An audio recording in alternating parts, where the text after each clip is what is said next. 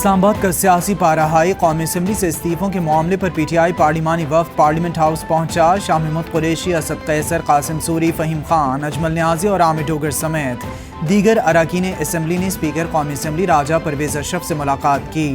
ملاقات میں استعفوں کی تصدیق کا طریقہ کار طے کیا جا رہا ہے۔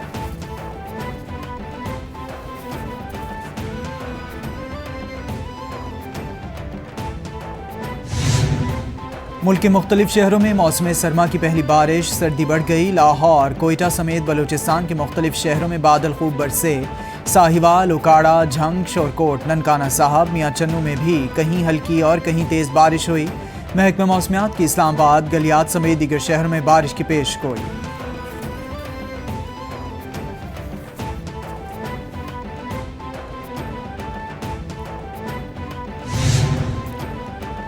بلوچستان میں بارش اور برفباری کے بعد پی ٹی ایم اے نے ایمرجنسی نافذ کر دی۔ اہلکاروں کی چھٹیاں منسوخ اور ڈیوٹی کا دورانیہ بڑھا دیا گیا۔ برفباری کے مقامات پر آمد و رفت یقینی بنانے کے لیے عملہ اور مشینری پہنچا دی گئی۔ افسران کو بھی ہر وقت دفتروں میں رہنے کا حکم دیا گیا۔ محکمہ موسمیات نے شہریوں کو غیر ضروری سفر سے اجتناب کرنے کی اپیل کر دی۔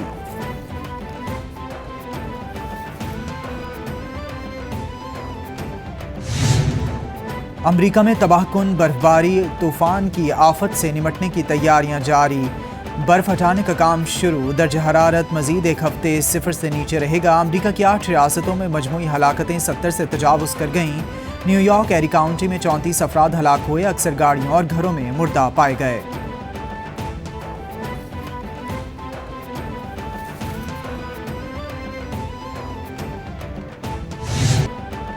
دنیا کی معروف ترین آبشار نیاگرا فال بھی ٹھٹھرتی سردی میں جمنا شروع ہو گئی۔ نیاگرا فال ونڈرلینڈ کا منظر پیش کر رہی ہے۔ نیاگرا فال میں ہر سیکنڈ میں 3160 ٹن پانی 32 فٹ فی سیکنڈ کی رفتار سے گرتا ہے۔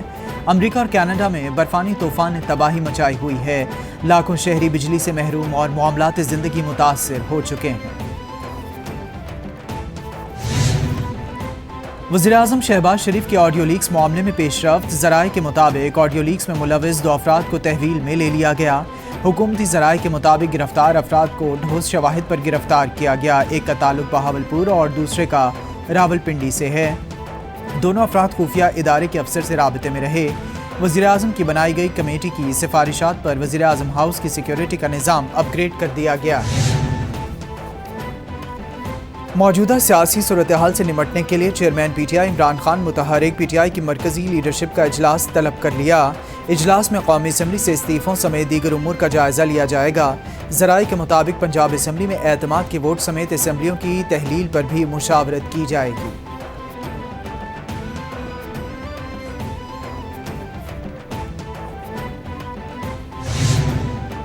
وزیراعظم شہباز شریف سے مشیر برائے کشمیر و گلگت بلتستان قمر زمان کائرہ کی ملاقات۔ وزارت امور کشمیر اور بلتستان کے حوالے سے بات چیت۔ ملکی مجموعی سیاسی صورتحال پر بھی تبادلہ خیال کیا گیا۔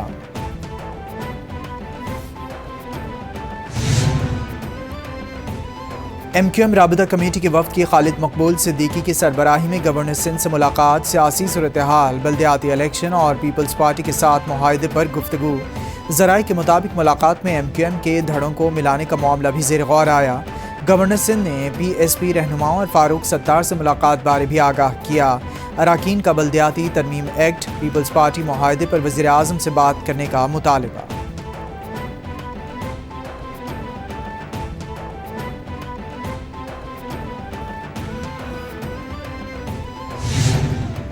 الیکشن کا لفظ پی ڈی ایم کی چھیڑ بن چکا ہے۔ ترجمان پنجاب حکومت مسرت جمشید چیمہ کا ٹویٹ، کہا فسطائی حکومت نے پی ٹی آئی کے خلاف ہر حربہ استعمال کیا مگر ناکام رہی۔ ہم پر گولیاں چلائی گئیں، گھروں پر حملے کیے گئے، ہمارے خلاف جعلی آڈیوز کا ہتھیار بھی آزما لیا گیا۔ ٹیکنوکریٹ سیٹ اپ کو عوام کبھی قبول نہیں کرے گی۔ حکمران الیکشن سے بھاگ رہے ہیں، حکمرانوں کو الیکشن میں ہی جانا پڑے گا۔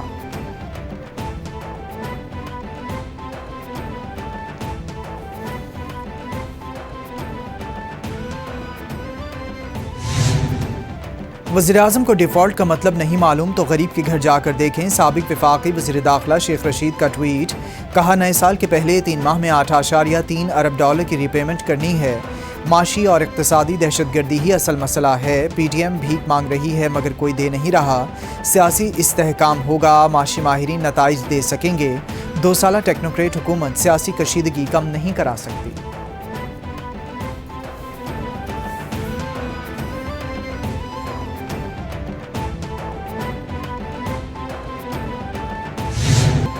اللہ کے فضل سے، احباب کی دعاؤں سے طبیعت پہلے سے بہتر ہے۔ معروف عالم دین مولانا طارق جمیل نے اپنی صحت کے حوالے سے پیغام جاری کر دیا۔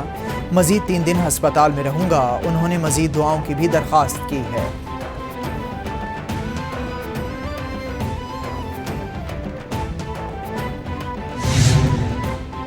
خوش رہنا چاہتے ہیں تو گھر کے کام کریں۔ گورنر سندھ نے بیٹے کو نہلانے کی ویڈیو شیئر کر دی۔ کامران ٹیسوری نے کہا، خاندان کے لیے موجود رہنا بہت اہمیت کا حامل ہے۔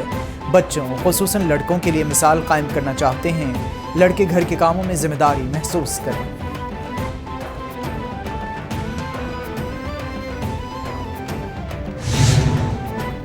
سابق افغان صدر حامد کارزائی کہتے ہیں، افغانستان میں کرپشن کا ذمہ دار امریکہ ہے۔ دہشت گردی کے خلاف جنگ حقیقت میں افغان عوام کے خلاف تھی۔ بائیڈن انتظامیہ کو چاہیے کہ وہ افغانستان میں استحکام لائیں، وسیع تر ڈائیلاگ کر کے نیا آئین بنایا جائے۔ افغانستان میں نمائندہ حکومت قائم ہونی چاہیے۔ طالبان متفق ہیں کہ تمام طبقات پر مشتمل حکومت ہونی چاہیے۔ طالبان کی سینئر لیڈرشپ سے بات چیت ہوتی رہتی ہے۔